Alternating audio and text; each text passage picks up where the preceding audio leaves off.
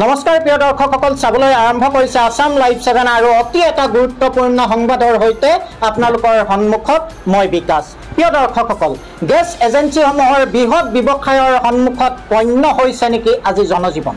সঁচাকৈ গেছ এজেন্সিসমূহৰ বাবে গুৰুত্বহীন নেকি আজি সৰ্বসাধাৰণ জনতাৰ জীৱন? হয়, আপোনালোকে ঠিকেই শুনিছে। গেছ এজেন্সি, শিৱসাগৰ গেছ এজেন্সিৰ কাণ্ডজ্ঞানহীনতাৰ বলি হোৱাৰ অভিযোগ উঠিছে এটা পৰিয়াল।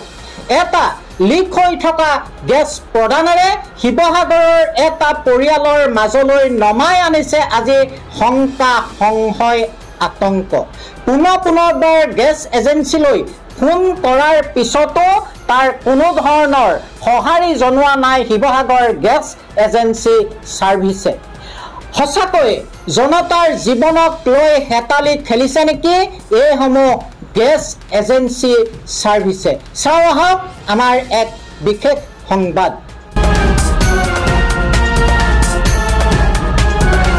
গেছ এজেন্সিৰ সন্মুখত জনতাৰ জীৱনৰ মূল্য কি?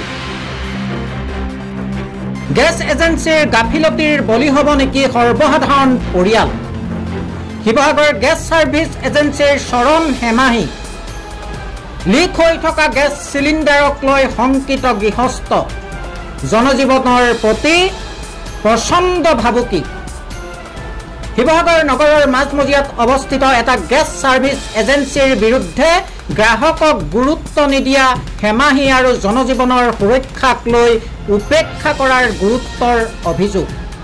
শিৱসাগৰ দৰবাৰ ৰোডৰ জেৰিনা বেগম নামৰ এগৰাকী মহিলাই উক্ত এজেন্সিৰ পৰা কিছুদিন পূৰ্বে এটা গেছ চিলিণ্ডাৰ ক্ৰয় কৰিছিল।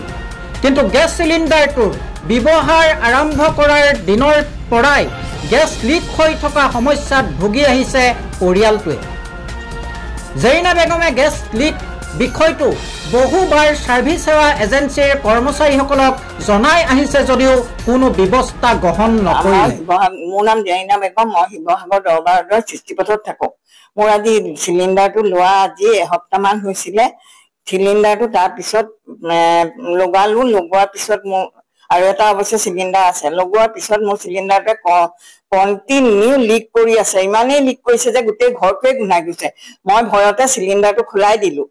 খোলাই পেলাই মই বেলেগ এটা চিলিণ্ডাৰ লগালো। কিন্তু মই এজেন্সিত ইমানেই ফোন কৰিছো, ইমানেই জনাইছো যে তেওঁলোকে কোনো গুৰুত্ব দিয়া নাই আৰু আমাৰ ইয়ালৈ মানুহো পঠিয়া নাই। মই এতিয়া কি কৰিম মই নিজেই নাজানো।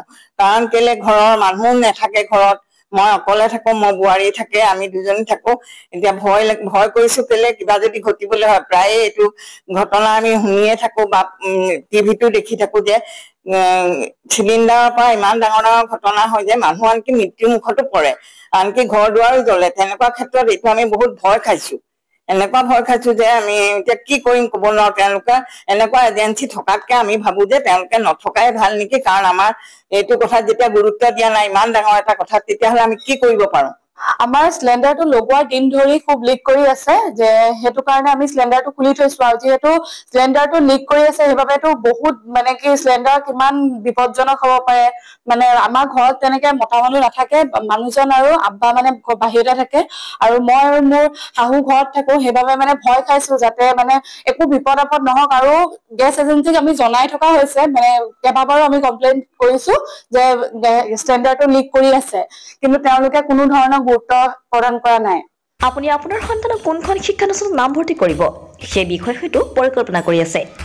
এখন উন্নত পৰ্যায়ৰ শিক্ষানুষ্ঠানত নামভৰ্তি কৰিবৰ বাবে আপুনি শিৱসাগৰ জিলাৰ বৃহত্তৰ আমগুৰি অঞ্চলৰ উচ্চ শিক্ষাৰ অনুষ্ঠান আমগুৰি মহাবিদ্যালয়খনক নিৰ্বাচন কৰিব পাৰে।